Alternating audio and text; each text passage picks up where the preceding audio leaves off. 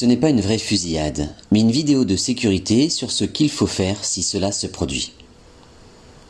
Dans certains États, l'apprentissage de la manière de se protéger des tirs d'armes à feu fait partie de l'éducation des enfants. Des formations comme celle-ci ne sont pas rares pour les enfants au Texas.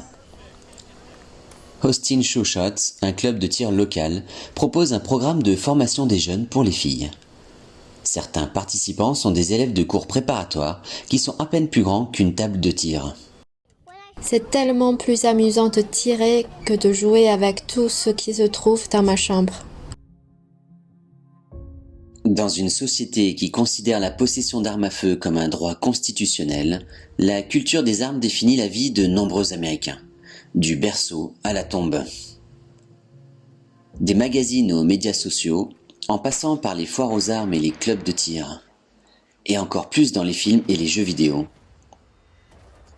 Salvador Ramos, le tireur responsable du massacre de l'école primaire d'Uvalde, au Texas, était obsédé par un jeu vidéo violent nommé Call of Duty.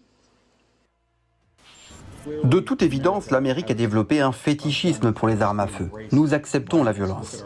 Regardez nos films, regardez notre culture pop. Les armes sont partout, elles sont glorifiées. Elles sont considérées comme plus importantes que beaucoup d'autres choses de notre culture. La cause, c'est le robuste individualisme américain. Ce mythe américain est construit sur beaucoup de notions indirectes et beaucoup de mauvaises informations.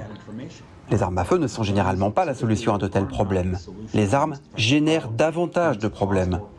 Il y a le problème de l'accessibilité. Ces personnes vivent dans des maisons où des armes sont disponibles. Et c'est donc ce qui alimente la violence. Ce ne sont pas eux qui sont ciblés, mais les armes à feu sont si facilement disponibles.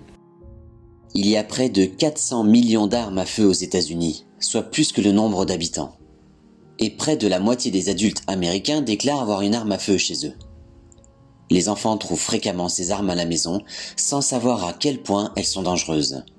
Ce garçon de 13 ans en Virginie n'est pas assez âgé pour acheter des bières. Impossible, non. Des cigarettes. Désolé, je peux pas te vendre les cigarettes. Ou des tickets de loterie. Puis-je avoir des tickets à gratter? Quel âge as-tu? As-tu une pièce d'identité? J'ai 13 ans. Combien? 13 ans. Tu ne peux pas acheter de tickets, petit. Mais il a le droit d'acheter un fusil chez un marchand, facilement et légalement. Je vais le prendre. Dans de nombreux États, se procurer une arme est tout aussi simple. C'est pourquoi de nombreuses personnes dans le pays veulent relever l'âge légal d'achat des armes à feu et un contrôle plus strict des antécédents judiciaires des acheteurs. Mais l'industrie des armes à feu du pays continue de verser des millions de dollars pour parrainer des programmes ciblant la jeunesse. Pour leurs défenseurs, il y a autre chose à blâmer, pas les armes à feu. La réalité, et je déteste la dire, c'est que ce sont les personnes mentalement instables qui tuent les gens, pas les armes à feu. Et au fait, le gars a dégainé le pistolet, mec. Dieu merci, c'était la responsabilité du gars, pas de l'arme. Mais certains ne sont pas d'accord. Il s'agit de meurtre. Les personnes armées tuent des gens.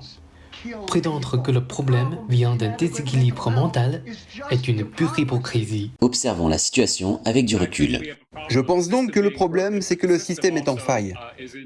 Le système a également besoin d'une refonte profonde si nous voulons faire des progrès. Le problème de la violence par arme consume les États-Unis. Et la prévalence de la culture des armes dans la société américaine jette de l'huile sur le feu.